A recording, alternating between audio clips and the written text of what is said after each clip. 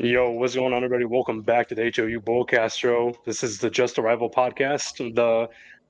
Few episodes we do here on the HOU Bullcast Show whenever we get the chance every week, especially now. We got the Texans versus Colts at Lucas Oil Stadium tomorrow. We were supposed to have my boy DJ be cool, but he couldn't make it, unfortunately. But we got JDW. Me and him haven't done a video in a while, but he's here on now. JDW, how you doing, bro? Haven't talked to you in a minute. How you feeling about tomorrow? I'm doing all right, and I'm not gonna lie, I'm feeling a little bit nervous. I don't think this is really a good matchup for the Colts. The Colts offense has been reeling. It's had some cold moments the last couple of weeks, and now we're going to play Houston Texans defense, which is honestly, if you ask me, I think the Texans defense is probably the best in the NFL. And Hmm. so the Colts offense is gonna have to really be at their best. No turning the ball over. Offensive line's gonna have to play their best game they played all year long.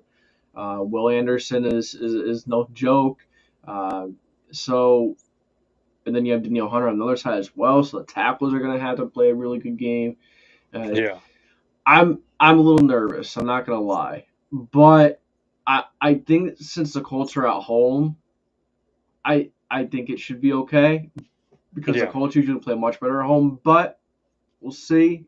I don't want to say too much yet, but yeah, I'm feeling okay. A little bit nervous because it's just not a good matchup for the Colts, and you usually want to get Jonathan Taylor rolling. Not sure if they're going to be able to Mhm. do that, efficiently against the Texans defense. But yeah, overall, I'm doing good. I'm a little nervous. How are you feeling about tomorrow's game? Honestly, heading in to the Colts game, because from 3 weeks before when CJ got knocked out at the game I went to that game against the Broncos, and CJ got concussed, so I felt like crap. uh, so for the next 3 weeks, we were kind of already down on ourselves. Like that's it. We're probably not going to go to the playoffs. We're not going to be even near where we're going to be the way we are today. But Davis Mills stepped in, our defense stepped up even more, uh, and now we're at the point of this week where CJ's back after 3 games. He had a press conference this week talking about he feels better, but the thing is this is his third concussion in I think, a third concussion in 3 years. So that's kind of the thing that scares us. Especially with his honestly his awareness of what he wants to do when if he wants to run, if he's too scared to run. But he was asked about that on a press conference, and he said, "I'm not scared to run. I'm just gonna focus on what I'm supposed to do." So that is the key controversy coming in is CJ and his rust, if he is gonna have rust. But when it comes to playing in Lucas Oil Stadium, CJ does do pretty good. From his rookie year in that fight for the division that we had, that was a great game. And then last year's first game, which was us heading into Lucas Oil Stadium, that was another tough matchup, and we always have tough matchups no matter what. Heading in tomorrow, I feel better than I did 3 weeks ago because I didn't. Our offense is still crap, but from the outside looking in, we see that the Colts are kind of laboring a little, kind of like not doing as good as they were in the beginning. And the thing I was going to talk to you about is because I know you've heard about it already, but with me talking about CJ, it's just us wondering about his rust coming in after 3 games. But we feel this is a good thing that he had a good amount of days for a break. But coming in tomorrow, how do you feel about your quarterback with Daniel Jones dealing with the fractured fibula that they've been talking about and the videos that have been shown? Yeah, I mean it's been a little concerning. Mm, Any part of your body, any bone you have fractured, doesn't matter how serious it is, how severe it is. It's a part of your body that's screwed up, and on top of that, it's like close to his foot. yeah. So it really doesn't help him with his throwing mechanics and all that, and Mm, on top of facing a Houston pass rush, it's a little scary. But I'm just hoping that Shane Steichen dials up some quick passes. You really yeah. don't want him hold onto the ball too long. Uh, I I honestly think Daniel Jones will be okay. Mm, I just think versus a defense like this, you really have to be able to run the football when the Texans know you're going to want to run the football. Um, yeah. I think that's really the true test of being a really good running, a really good running team is if you could run it when the other team knows that you're going to keep on running. Yeah. But you need to keep that balance, at least some kind of a balance. But in terms of being worried about Daniel Jones or Indiana Jones, he's tough, man. He is Yeah. one tough SOB. So I do expect him to at least fight through the game. But I mean, I felt like he did a good job versus the Chiefs. There Yeah. Yeah. were a few moments here where, yeah, a couple boneheaded throws, but I feel like he has those every game. He just throws into Mhm. double coverage. Very fortunate it wasn't picked. Um, but you throw those this weekend, they're probably going to be picked every time. But Yeah. I'm feeling iffy. I'm feeling like 50-50 right now. Like I like Daniel Jones. I'm not really too necessarily worried about him. Mhm. I feel like I'm more worried about the offensive line holding up because Will Anderson, Danielle Hunter. I mean that's a pass rush duo that gives you nightmares, man. Mhm. Both get so much pressure, so it's on top of the turnover thing. Hurry up, speeding up Daniel Jones's clock, trying to get him to get the ball out quicker, make a bad read, which he's prone to doing. Mhm. um, I'm also worried about him getting even more injured. Yeah. Yeah. He's played injured before, doing it again. He likes to take hits. He looks for contact, doesn't really go Yeah. down like he should. Uh, so like I'm like 50-50. Like I'm Mhm. confident in his ability, but at the same time I'm more worried about the offensive line than him. To be honest with you, like the Yeah. tackle situation, like we have good tackles, Yeah. but Yeah. they're not great. Mhm. They're just like They're kind of like average. honestly above average in a way for them to hold down the rock compared to us, but we'll get into that. Uh, but from a report like I'd seen, I forgot who it was, but it was saying that when it comes to the off season, when it comes to Daniel Jones, that teams might go after him, like telling the Colts like, "Hey, are y'all going to pay him or not?" So that's kind of thing. Like if Colts don't sign him, like where do Colts go because they gave up so much draft capital for say Sauce Gardner or say just anything else they've used their draft capital for. So if they want to look at quarterback, y'all know y'all pretty much given up on Anthony Richardson, and the backup after that is Riley Leonard. So it's like it's more likely gonna have to give Daniel Jones back, even if it is bust and not a Super Bowl this year. That's the way it is, and that kind of sucks from the outside looking in. Yeah, I mean, yeah. It's just tough. We're not gonna know how the rest of the season's gonna go. I'm just Yeah, looking to take it one game at a time. For yeah, the for the first time in how many years we have some kind of hope at the quarterback position. So yeah, I'm just gonna enjoy every game, as it's going. But I am really worried that the Colts are gonna let him go and let it be a Sam Mhm. Darnold situation. I mean, look at the Vikings. They had Daniel Jones. They had Yeah. Sam Darnold. They elected to go at JJ McCarthy and Carson Man, look where that's Wentz. at. Yeah, And yeah, exactly. We've seen where that has went. But I think you have to pay Daniel Jones, and this yeah, is why. Regardless of how, maybe not regardless, maybe don't ignore the rest of the season, but I think you have to look at where the Colts have been, mm, where they have been with the quarterback situation. You just traded for Mike Garner 2 first-round picks. You can't be messing around. You don't have a first-round pick to begin with to go try and get a quarterback. You don't really want to mess around, later in the draft to go get a quarterback. It's not every day you get a Brock Purdy, Mr. yeah, yeah, Irrelevant, yeah, Um, so I think you have to re-sign Daniel Jones. It's just yeah, not realistic to get like a top 5, top 10 quarterback all the time. It's just mhm, not. Even though we've been spoiled with Peyton Manning and Andrew Luck, um, you just can't expect to get that every time. So I think when you have a quarterback that is capable of running the offense, capable of just getting the ball out, distributing the ball, just doing what he has to do, I mhm, think you have to keep that around, especially when you just really, tore open that Super Bowl window.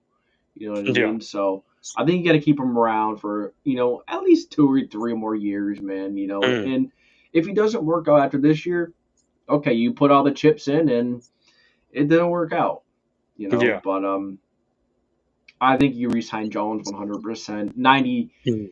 99%. I'd be like, Yeah. yeah, go ahead, re-sign him now. You know, Yeah. Especially when you don't want to be in quarterback hell when you have an offense the way it is, and then when you can upgrade the defense this offseason if say y'all don't make it to where where everybody wants to go to the Super Bowl, but it's still hopeful if at the end of the season y'all decide to give him a bigger contract just to hold him down and then get a future quarterback. uh, Once you'll have the draft capital, say in the second round or so, because we know the Sauce Gardner trade kind of is good because adds to your secondary, but it hurts in the end because of the draft capital you could use for future players that are on rookie contracts. So we'll move on from that. But when it comes to ranking what I wrote down, everything, when it comes to rankings overall from our offense, which is a trap offense that's been inconsistent all season. So especially, I don't know how we won that Bills game because in the first half we looked good. Second half we had overall, I think it was like 40 yards in total yards, and we still won that game because of the defense wow. against the Bills. Like, it is crazy that we still won that game with Davis Mills at helm. He did what he did. I honestly feel that Davis Mills might get traded in the offseason because somebody else wants him, say the Jets or say anybody that's in quarterback hell. Hopefully not the Colts. But, it's overall still somebody seeing that Davis Mills did that, went 3-0. He didn't look that great, but he still looked average for a backup. But, I still see if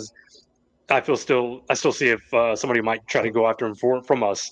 But heading into the rankings, overall, we're ranked 19th. Colts defense is ranked 21st. Points scored per game, we're 21st, averaging about 22.1 points per game. And the Colts defense is 8th, averaging, giving up about 20.8 points per game. When we're getting to the passing yards, we're 14th, averaging about 234 yards per game. Yard 28th against the pass, giving up about 264 pass yards per game. And when we get into the rush, we're 23rd, averaging about 107 versus yard rushing defense, which is sixth, giving up about 97.4 yards per game.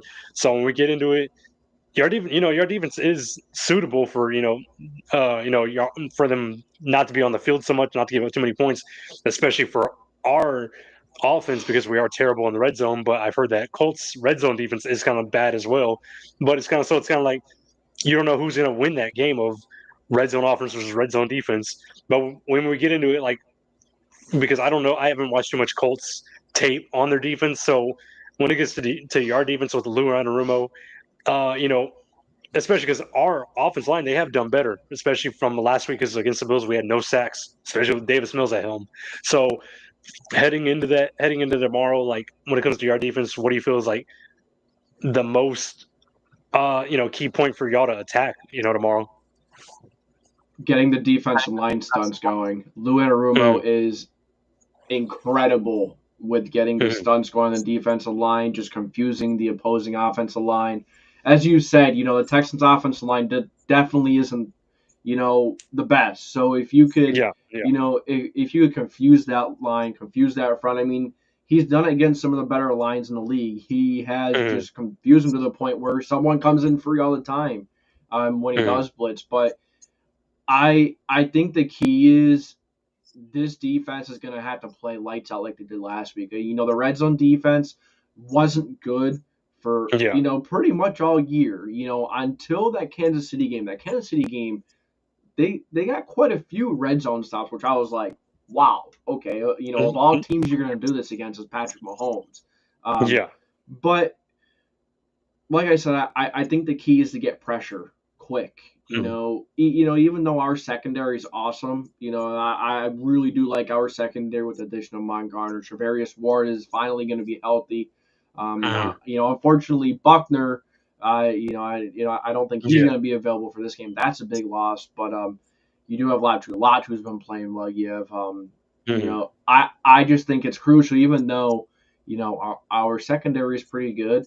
I still think if you get some pressure on Davis Mills, I really think that the Colts can, that this Colts defense can force him into. Oh no, not no. CJ's playing. Yeah, yeah, Um, CJ. so it kind of depends on what CJ we're getting. Are we Yeah. gonna get like like I feel like we've had two different kinds of CJs this year. Like one that you've been talking about all year long, where he's just trying to do too much. He's trying to play hero ball. And if he does that too much, then okay, the Colts get a couple turnovers. But I don't know. CJ has always given us problems too, man. Like, Yeah. but he's never seen Lou Anarumo's defense with the Colts, so we'll see.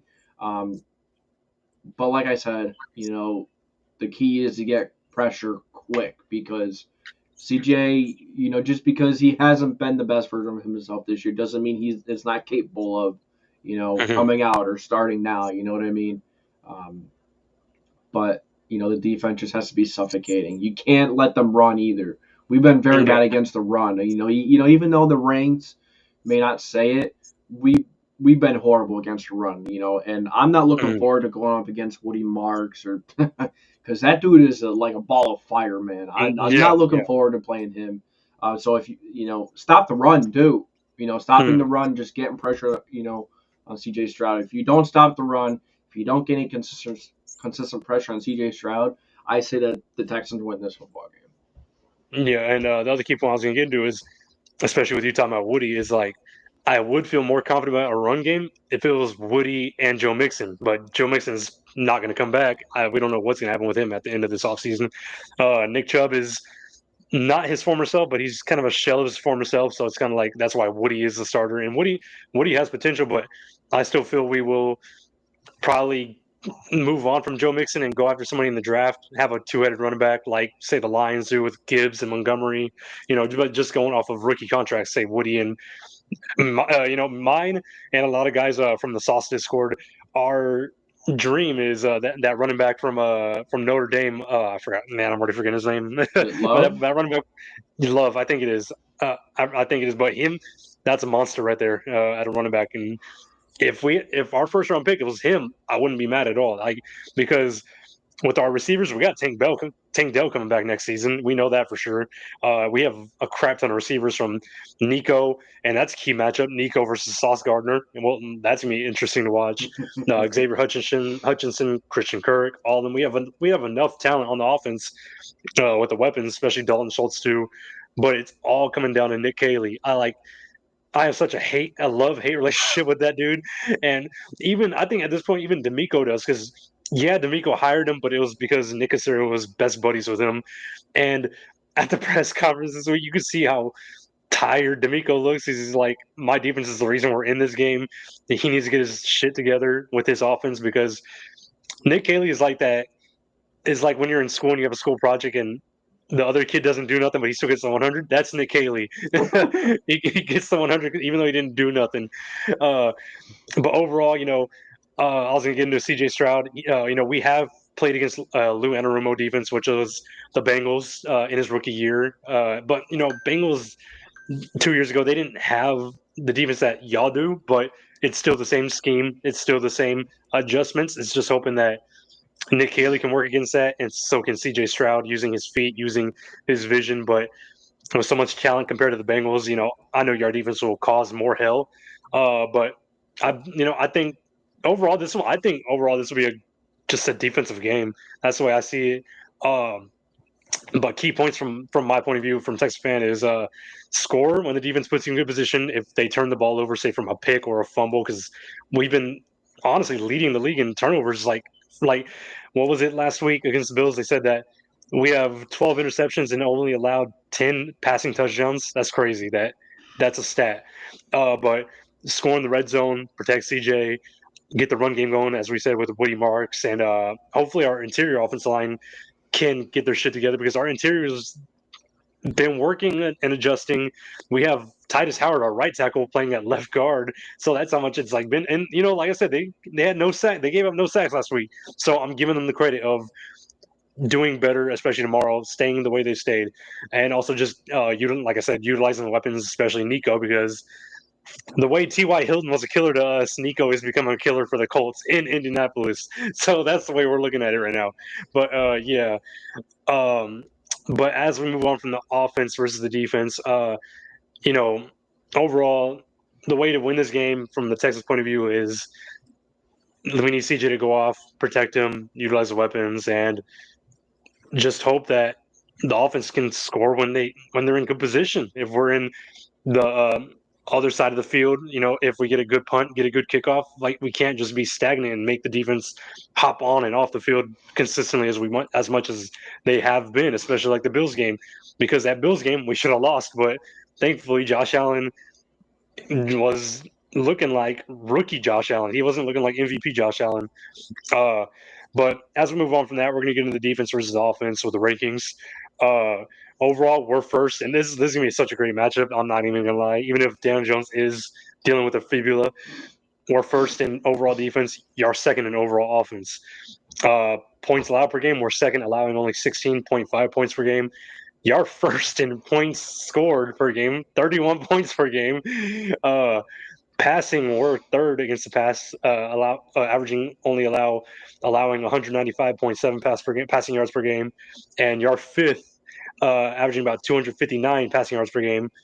Against the rush, we are fifth, allowing only 92.2 yards per game, and you're third in rushing with Jonathan Taylor, who I believe is an MVP. But you're third in in the league in rushing, averaging about 138 yards per game. But overall, when it comes to this defense versus your offense, and one other consistent point that I forgot to bring up because now that we're on this side of the ball, we've talked about Dan Jones. It was reported today. I don't know if you saw it. Tyler Warren is questionable tomorrow, and I'm like, oh, all right, that's a key point, a key thing if he is out because I'm scared as hell of him. I'm scared as hell of Tyler Warren.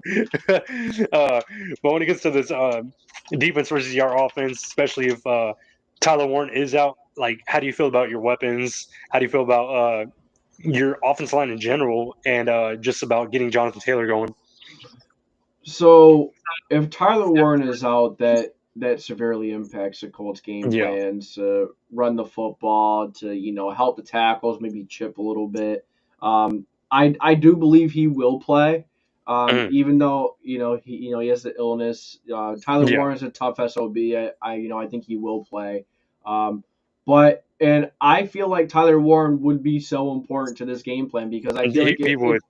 if there is a part of that Texans defense that you could attack, maybe it's the linebackers. It's like Yeah. you're. Oh, here I go with my stuttering. You're not getting past Derek Stingley. Kamara Lassiter. The safeties are strong. Bullock is good. Um, Mhm. he is so vital to this game, in my opinion. And then on top of that, some people don't realize how important a tight end is to the run game. Having a tight end that understands Yeah. blocking Oh. assignments and that is so important. The last time John Taylor had a massive year, that was when Jack Doyle was tight end. He was an incredible run blocking tight end or blocking Mhm. tight end in general. But now that we have another guy with good instincts, look at and it's because you have somewhat a threat in the passing game. But Yeah. yeah, if Tyler Warren doesn't play, I'm definitely going to be concerned. Um, Mhm. I like Pittman, I like Downs. I feel like Pierce would maybe be our best shot. I feel like Pierce has a couple big catches against you guys every time we play is. Um, Yeah. Yeah. but we'll just have to wait and see. But yeah, if there's no Tyler Warren, I think it's going to be really difficult, to get good matches because that Texans secondary. I was just talking about the Colts secondary and how pretty good that is. I mean, the Mhm. Texans secondary might be better.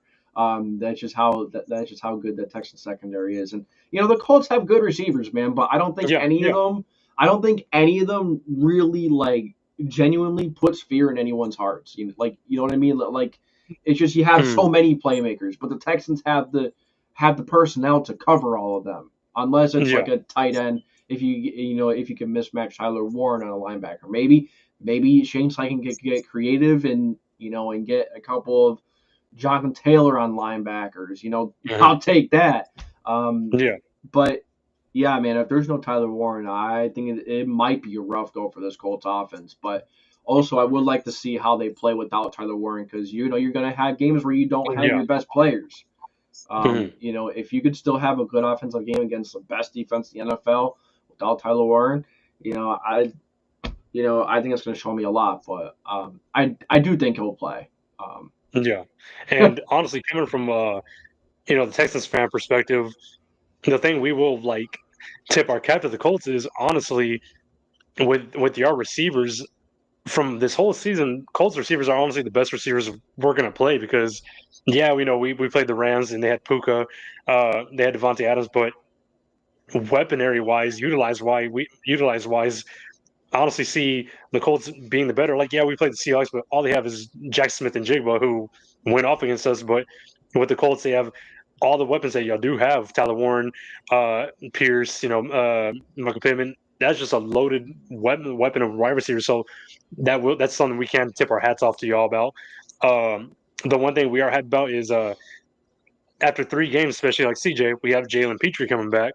And funny enough, oh, D'Amico, when he had his press conference to talk about CJ and Jalen Petrie, he kind of had a blank face talking about CJ, like, yeah, he's back, he's our starter. But when it came to Jalen Petrie, he had like the widest smile, and it's like, damn, he's happy because he has this little a little blitzer, his main weapon on defense, ready to play, and he's happy about that because he knows he's gonna utilize Jalen Petrie to blitz, utilize him in coverage. We have a little bit of a love-hate relationship with Petrie in his coverage. So if Tyler Warren is out, that'll help us because we don't know who we're going to put on Tyler Warren. Either Jalen Petrie, Kamari, Aziz Al Shair. He has done better as a coverage linebacker. Like he had that tipped up pass against Josh Allen to give the interception to Kalen Bullock.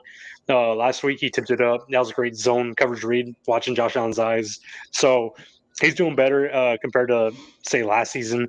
But yeah, the secondary, we do have a good secondary. Another thing I was going to do is last time we played Daniel Jones was last year in the preseason when Giants were like, who the hell do we have at quarterback? And we kind of gave Daniel Jones hell. But, I will give it the credit because Giants had nothing last season, no Saquon, no weapons. So I'm not going to go based off of that. But we do know that Daniel Jones hates too much pressure like that. He can get a little messed up awareness wise and get messed up a little to where he will throw interceptions, like boneheaded interceptions. Yeah, that was with the Giants, but a player's not going to get rid of mentally what can make them struggle. It's what'll make them struggle forever. Uh, but key matchups this game will be our defensive front, which I've seen on PFF is graded as third versus your offensive line, which is done honestly great. And PFF ranked it fifth. Will Anderson, Daniil Hunter coming in both combined having more. It's crazy the year Miles Garrett's having in defensive player of the year career. But Will Anderson coming in with 10.5 sacks, Daniil coming in with 11 sacks. So them two are just a two-headed monster when it comes to sacks. They're second and third in the no, I think they're third and fourth in the league, I believe. But having two defensive ends averaging combined 20 sacks is crazy. Key points from our defensive side is stopping John Taylor, make Daniel Jones uncomfortable. Uh, I don't want injury to happen. Of course, nobody wants injury to happen. But if Daniel Jones deals with that fibula, that's on the Colts. That's on coaching. That's on them for making him go out there for 60 minutes running on that fractured fibula. Uh, and overall, like I said, if Warren plays, don't let him go off on you. And as we've said before, as defense can turn the ball over, and as I've said before, offense score the ball when the defense turns it over. But when it comes to all of these key points, how do you feel about attacking this defense that honestly you feel as if there's no way at times, like I know from a Colts perspective, it's like, how do we score against this defense? But I'm sure you'll have like a little bit of points that y'all might know where y'all can attack. I just have a feeling after this game I'm going to be having nightmares of this defense. I just don't know. Like I said, I feel like Shane Steichen has to get creative and get Jonathan Taylor, get Tyler Warren, get Josh Downs.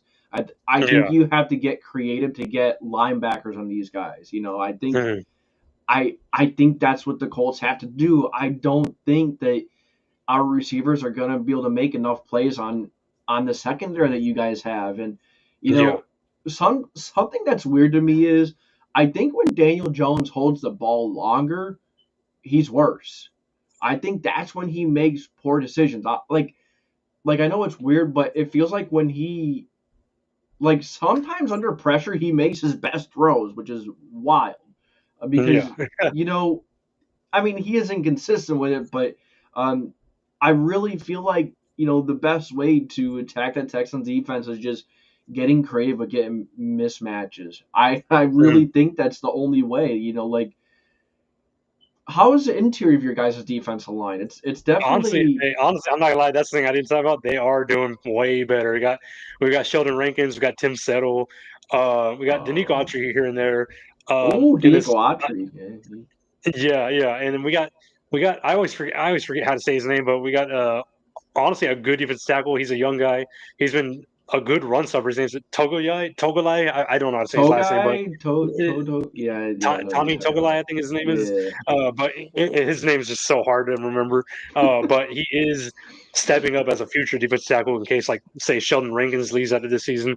But the interior, they have done better. Like, if you go back to look at last week's game against the Bills, our defensive tackles were giving their interior hell. And the Bills, they have a pretty good offensive line, like, but elite tackles like Deion Dawkins, he was going through hell. Now he's not even going to play tomorrow against the Steelers because I don't know what happened to him, but I think he might have lost his confidence with his team because of our defense. So the way this interior and these ends are playing, it's like nobody knows how to scheme around it because we got too much depth at this defensive line. Like if say Daniil or Will Anderson are tired, bring in Derek Barnett, bring in this guy, bring in like it's just consistent. It's like this these offensive lines will get tired no matter who we bring out because D'Amico has that swarm mentality. He has that attack them, especially Matt Burke, our defense coordinator, who is the one making the calls. So I will give credit to him. But it's this consistency of you're going to get tired because we're going to be sending everybody, like especially from the linebacker group, the safety group. It's just we're not going to give up. We're going to try to give the quarterback hell. We will give up the run a good amount of times, but we will adjust to the run. So the thing that scares me is Jonathan Taylor, of course, way more, of course. Uh, but if we can stop Jonathan Taylor, like the Kansas City Chiefs did, uh, that's the same way I feel with Toga. uh, but if we can keep John Taylor below his average, like the way Kansas City did, uh, I feel we can win this game because of that. Because that means Daniel Jones will have to make plays with the ball more. And if they were talking about what they were talking about with these past 2 days with the videos, they were like, he's not looking that great with the play action ball. Oh, next day he's looking good stationary, and it's like those are two different positions because if he's stationary, he's just standing still. But if he's in play action or having to be mobile, he has that small limp, and it's like that small limp can do more than what you expect compared to being healthier to where you're running full speed. So that is the thing when it comes to Colts offense. Coming from a Texas fan, is you got to hope that John Taylor will go off against us, which I hope not, and hoping that Tyler Warren is healthy. But overall, like I said, tomorrow's going to be a straight defensive game. Like I will, come up with a score prediction, but tomorrow's going to be a defensive game. It's going to be a game where all of us at the end of the game are sweating, are just watching it, sweating, not knowing what's going to happen because as we both know, as we see the records, the division is coming down to the end. That's what's happening. No. Uh, I pray the Titans upset the Jaguars because I hate seeing the Jaguars at second. I'm tired of them. I love our rivalry. I'm tired of seeing Trevor Lawrence with that stale ass face. They're acting like they're doing good because they drafted Travis Hunter. Look at him now; he's on the IR. He's gonna be a bust. I already feel it. But overall, it's always us. That's why I'm like, I hate that the Jaguars are in second. I need Titans to beat them. I need their fall off to happen.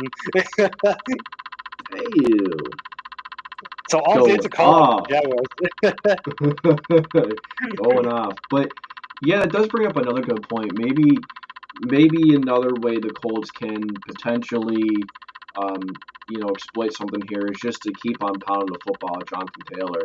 Maybe Yeah. maybe try to get that secondary tired, maybe run a lot of hurry up, you know what I mean? Maybe that's another potential avenue the Colts Mm. offense could take. Especially with Daniel Jones. Maybe maybe start the screen game early, get a lot of screens going. Yeah. Try to like keep that pass rush from getting too aggressive. Because I think if you get to a point where you're dropping back every play, that and that defensive line knows that you're passing, you're gonna have a hell of a day. Yeah. So I hope Shane Steichen doesn't, because I feel like Shane Steichen's been stubborn with that. It's kind of been like um, throw to score, throw to get the lead, and then run to finish the game or whatever. And Yeah. I think when coaches say something, I feel like they stick by it too much. I feel like you have to be able to kind of be flexible, come off that, and I feel like I feel like he's been too stubborn with that. He's been throw, and then run. Like he'll throw all the time in the first half, he'll run all the time in the second half. So I think opposing teams have kind of caught on to that as well. So if you get that lead and force the Colts to throw, because it just feels like Shane Steichen is having a hard time finding like a good balance with this offense right now. Yeah. And another thing is, in big moments, it feels like Shane Steichen kind of goes into a shell a little bit. Like, you go back to that Broncos game. I'm sure you remember that penalty between the Colts and the Broncos game. Yeah. The I Colts do. get the Yes. field goal. Shane Steichen was trying to just get a field goal there. Well, was trying to just get like a 64, 65-yard field goal, playing too conservative. And then versus the Chargers, you had like 3 minutes at the end of that, at the end of the first half. You took the whole 3 minutes, like, and you could tell the whole while they weren't going for 7. They just wanted 3.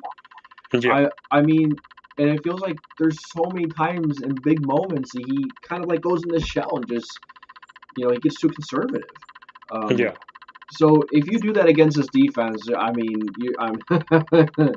it's not going to be good, and but I do hope that the Colts like kind of mix it in. I do hope Shane Steichen mixes things up, not just pass, run.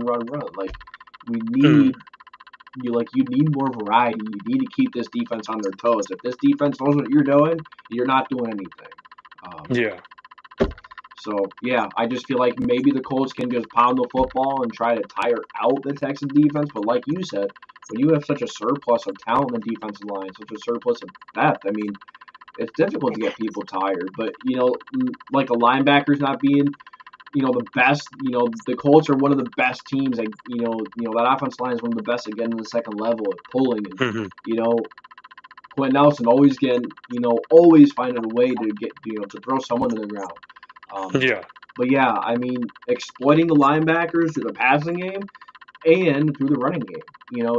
It feels like if the Colts don't find a way to exploit those linebackers, they're not going to win this football game. And yeah, honestly, the one thing we can give the Colts fans as like a perspective from us that we kind of get tired of with this defense is we will give up the big play. If you watched the Bills game last week, we gave up a 4th and 27 because of a hook and ladder.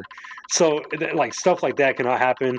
When we lost to the Buccaneers, we sacked Baker Mayfield. It turned into, I believe, 4th and 13. 4th and 13, they grabbed it because Baker Mayfield ran it for a first down because our linebacker couldn't make the sack. And if he would have sacked Baker, we would have won that game. But they gave up a big play, which was a 4th and 13 to Baker Mayfield running it. And what happened after that? The Buccaneers won that game. So we will give up the big plays. So that is something that the Colts fans can take into perspective, that we will get lost if we get too confident on defense from the sacks, from the incompletions, from the tackles for losses. We can get a little in our way and not focus, and then say 4th down, y'all go for it, and we give it up. And especially if it's like for a field goal or even for a touchdown. Like I know you talk about Steichen going in his shell. Like we can't talk. It does burn for y'all because the 4th and 1 play call from 2 years ago against us. But when it comes to plays like that, you saw how wide open he was. That y'all would have won that game, and that's because we will give up the big play.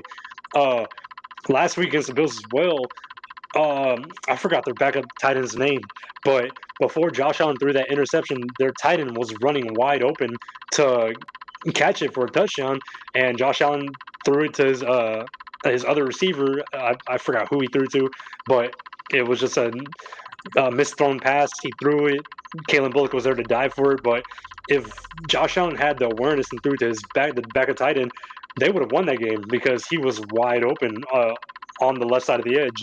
So with our defense, we will give up the big play from time to time. So that's the thing that will scare me if it goes down to the very end. If, say, y'all have the ball with a minute left and say Daniel Jones is looking good, say the run game is looking good, that we will get into our own head for y'all to give up make a big play. But overall, as we get into the end of this, when we get into the few weeks left that we have with this NFL season, which is crazy how fast it's gone. When we get into records, how do you feel about your foreseeing future especially with how this division is going? Because we play each other tomorrow. Y'all got the Jags next week. Jaguars have Titans tomorrow. Yeah, the crazy thing is y'all still have 2 Jaguars games, 2 Texans games. Y'all got the Seahawks. Us, we got y'all next week, Kansas City. The week after that, Arizona, and then Las Vegas. So it's kind of like it's looking like you don't know who's going to win this division at the end of the season because it's going to be such a tight race. But when we get into the end of it, especially with wild card, with the playoff seeding, how do you feel about like the AFC South with who you think is going to make it? Like, do you feel the Jaguars are going to be that like stubborn team that steals it, or do you think it's going to be us too? No, I genuinely have more confidence in the Texans than the Jaguars to do it because the Texans are more. Even though with the early, with the struggles they've had early in the season, I still feel like the Texans are the bigger threat. I do think the Jaguars have a decent football team. I'm going to be honest with you. I think they have a good team. I just think that their biggest problem is Goldilocks. I think Trevor Lawrence is their biggest problem. I truly believe that they had a little more of a consistency factor, a little more just that quarterback. I feel like the Jaguars would be the bigger threat, but I think that Texans defense gives them the ability to be in every single game. And you know what? When it's a defensive game, when it's a one-score game or a 3-point game, all it takes is one big play, whether it's by the offense or the defense. One big play, and I feel like when you're playing the Texans, if they're up 7 points, it's almost gonna feel like it's like 20 because of how good that defense is. But down the stretch here, I mean, it feels like the Colts are coming out of the easy part of the schedule, and the Texans and the Jaguars are going into the easier parts. You know what I mean? And the Colts are going especially the Jaguars. Yeah, and like I said, I don't think the Colts match up well against the Texans at all. They just don't. And especially with Tyler Warren out, you completely forget about it. Well, we have good receivers and such, and I have confidence, in them to make plays, but they're not crazy. You know what I mean? Like they all have their roles. I just lost my train of thought. Wonderful. But the Colts schedule, you had the Jaguars twice, you had the Texans twice. So by no means is this division over. It's nowhere near. But like you mentioned, you have the Seahawks, we have the 49ers too. But I also think that for all the teams that are playing a tough schedule, but the Colts playing a tough schedule later in the stretch, I feel like that's going to get them more ready for the playoffs than the early games did. I would much rather have a tough schedule, have every game be freaking fight, then you get to the playoffs, you're like, okay, we've been in these situations. Because that's been my thing. You know how you get to the playoffs sometimes, and some teams have just killed teams all year long. They've never been in close game situations. So when they're in those situations, they're like, it's kind of like, could they do it? But now that the Colts, the Texans and Jaguars, now that both of these teams are playing really good football teams, close games, it kind of like, it's iron sharpens iron. Kind of readies them for the playoffs and the big moments. But the division race, I'm not just saying 'cause I'm a Colts fan. I do think the Colts are going to find a way to to win. Yeah, I do think they're going to find a way to limp. I don't even know about limp to the finish line, but Daniel Jones may be limping at the end of this game. If he's not already. I think the Texans will finish second, and the Jaguars will probably finish third. I really don't want to see the Jaguars in the playoffs. No, I don't. Yeah.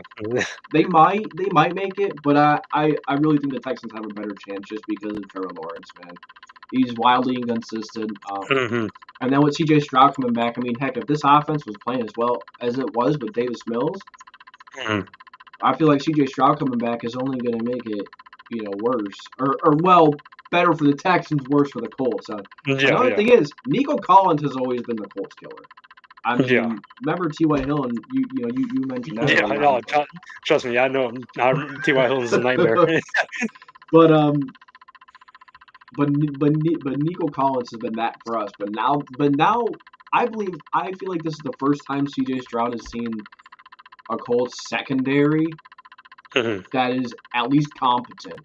And the secondary is like very, very good. Sauce, Shavarius Ward, and Kenny Moore. I mean, incredible. But we're going to have to see them hold up for 60 minutes once again. I think this is going to be a grinded out type of a game. But yeah, Colts 1, Texans 2, Jaguars 3, and then the lonely Titans, in the basement. And honestly, as we get into this, also, it's crazy the way the AFC is looking, because at the end of this, we could see in this playoffs, that's why it's going to be so wide open. We could see no Patrick Mahomes, no Lamar Jackson, no Joe Burrow. So it's kind of crazy with how wide open this AFC will be, because you got Drake May and the Patriots 9-2, I think. Aaron Rodgers of the Steelers. I don't see them as a good offense heading in the playoffs. Who even knows if the Bills make it? So honestly, the way the AFC's playoff picture is looking, it's wide open.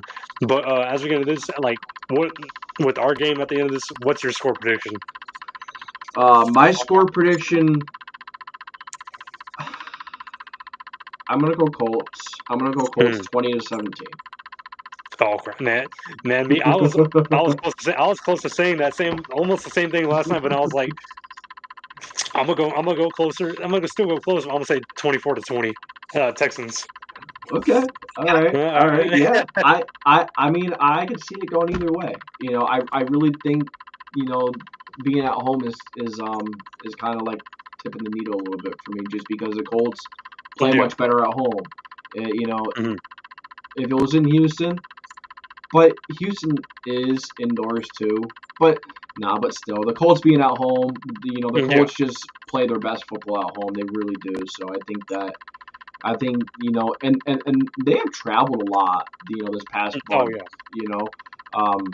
But I mean, every team does. It's no excuse for anything. But coming back home, I think the Colts find a way to barely fend off a division rival. And I think a lot of people are going to be talking smack, like, oh, the Colts struggled against the Titans, or not Titans, the Texans, but the Texans are a damn good football team. I don't care if they're just 6-5, like that. Like, that's a dangerous team. It's a dangerous football team. If if the offensive line can just hold their own, it's a dangerous football team. But it's going to be a good game. I think it's going to be low scoring, as well. Hopefully, John Taylor can go off. Tyler Warren plays. We'll see. Yeah, but overall, though, at the end of it, you won't hear nothing from me, because I'll be in this room too invested in the game, or I'm like, I'm not texting nobody, I'm not talking to nobody until this game finishes. I'll either be happy or I'll be mad as hell, depending on how this offense looks, because I know the defense will play the way they've been playing. It's just me either going to be happy or mad with this offense. But I just know I'm going to be, as every Colts game we have together, I'm going to be sweating. I'm going to be emotional. I'm going to be just, because we've come a long way from 0-3 to now 6-5, and now we're in this division battle. Because I'm glad that we didn't play y'all in the beginning. I'm glad we play each other tomorrow and our final game, week 17 in Houston. And as I said on a Hot Take Tuesday, I said on there, I said that our final game will be for the division. If we win tomorrow, that's the way it might just look. It's gonna be 2023 all over again. No. And you know what's gonna happen? Tennessee's gonna upset Jaguars tomorrow. That's gonna happen. Hey, I like to see that. I Yeah. I'm with you on that. I'm not just like being biased or anything, but Oh yeah. I genuinely just don't like the Jaguars. No, I don't either. I think the fans are just complete. Yeah, leave it They at have that. this energy that's like yeah, we can a lot of Texas fans hate the Titans because of the whole Oilers, the whole owner controversy. I get it with Colts, but I'm like the Colts have always beaten our ass in the past with Peyton Manning, with Andrew Luck, but so I never had such a rivalry with the Colts. It's more of the Jaguars because they've always just been that annoying step That sibling because thorn. they act like they're important even though they're either last or they're third. And the only time they won the division was because of their defense was Yeah. Saxonville with Blake Bortles. So I never got why they got cocky at times. I never got why they act the way they act. Trevor Lawrence isn't their future, so I'm like, and you got an injured bust in Travis Hunter. You acted like he's going to play both positions when when he struggled to play both, so he doesn't know what he's going to do. Y'all should have drafted somebody else, not Travis Hunter, and I knew that since the beginning. Uh, so yeah, the Jaguars, they're just that annoying stepchild that the Colts and Texans fans look at to the side, and we're just like, why are you here? Yeah. But overall, though, that's pretty much all I got for this episode. I was so excited for this episode, and I'm excited for tomorrow, no matter how it goes. I hope it's the Texans to win, but same with y'all with the Colts W. But overall, tomorrow is gonna be exciting, and it'll just definitely be an important game heading into the rest of the season. Yeah, for sure. A game that's definitely going to have major playoff implications. Mhm. Because the Colts, um, conference record is actually pretty good. So that's what they have going for them right now, and their division Yeah, record's still good. Um, so they still got that going for them. But other than yeah. that, Thankfully for us, we've mainly lost to NFC teams. We've beaten the ooh, AFC teams, so that is the thing that helps us out. yeah, big time. That does, But Yeah. yeah. I mean, I don't really have anything else to say. Yeah, not much either. Just so grateful to start this live, especially such an important one with us finally playing each other this season after such a whirlwind of a season from your great offense. The way it's still, it's still going to be a great offense versus this great defense. That's going to be the matchup of the game because our offense and your defense. It's kind of like, yeah, they're there, but the main key matchup is our defense versus your offense. Big time. Big time. Shane But Steichen versus D'Amico Ryans. yeah. Mm. It's gonna be a And good one. I honestly wish this was Sunday night. I honestly wish that because That'd be a good one. that would have been so much better. Because I forgot who it is, but we can't have that because next week we're going to be playing Sunday Night Football against the Kansas City Chiefs in Kansas City. So we can't look too past tomorrow, but we got to get through tomorrow and then get ready for next No, week. no, no, no, no. Look past tomorrow. Look past tomorrow. Hell no, man! I'm gonna act like that, and we're gonna lose tomorrow. Oh But man, man. overall, that's all I got. I'm grateful to everybody. I'm grateful to you, for everything you've done for me. I'm grateful to anybody that's watching it from the live or after this live is done. If y'all go back and rewatch this, but I'm grateful for everybody that's watching this. This is the HOU Bullcast presented by the JDW Sports Network channel because that's JDW. And overall, I'm just grateful to do this.